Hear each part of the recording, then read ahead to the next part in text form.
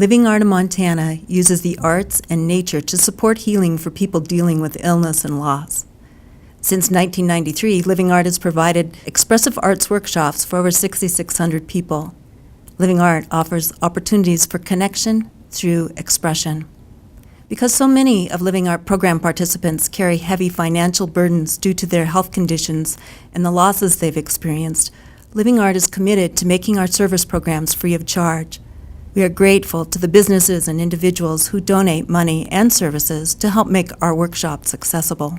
We asked one of our past workshop participants, Cris Mulvey, to talk about her Living Art experience.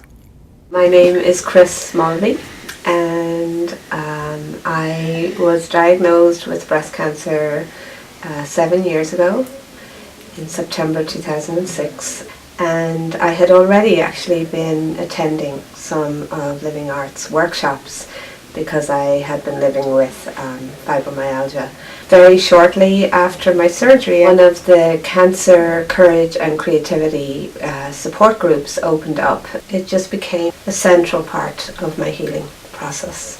And when I came into the Living Art workshop, what was so freeing about it was that we weren't focused on the cancer, we were focused on us as human beings. So to go into a social experience where you're not seen as a patient and you're not seen as cancer, but you're seen as Cris, and you're seen as somebody who has all of this incredible wealth and depth that you may not even be aware of, was just extremely helpful, extremely supportive, extremely healing, extremely liberating. One of the things that's hardest about being ill is the social isolation of it, and that's not just about the fact that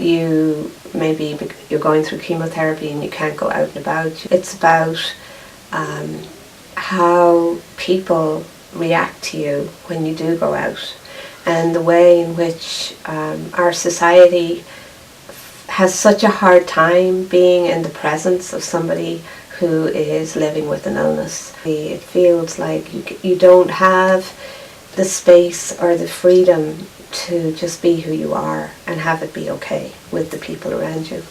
So to be in a group where it's okay to say today is a bad day and not have to go into it. You don't have to say why it's a bad day. You can if you want, but you don't have to. It's just like you feel it in the air. People get it. When illness like that strikes, whether it's sort of a chronic illness, like chronic fatigue or fibromyalgia, or whether it's sort of a catastrophic thing like cancer, it's chaotic. It's chaos. Mm-hmm. Like suddenly your life falls apart. Everything that you took for granted just gets thrown up into the air. It's a very chaotic and confusing time.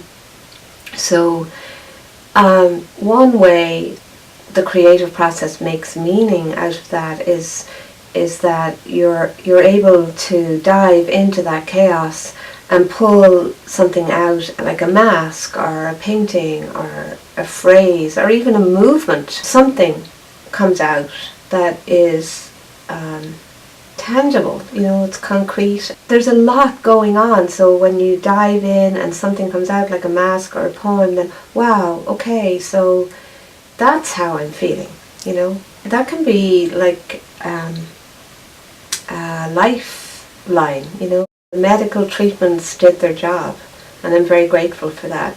But the community support and the emotional and psychological holding and the healing that's provided by the creative process is just as important a part of people getting better and staying better. The kind of support and the kind of space that Living Art creates, it doesn't just happen.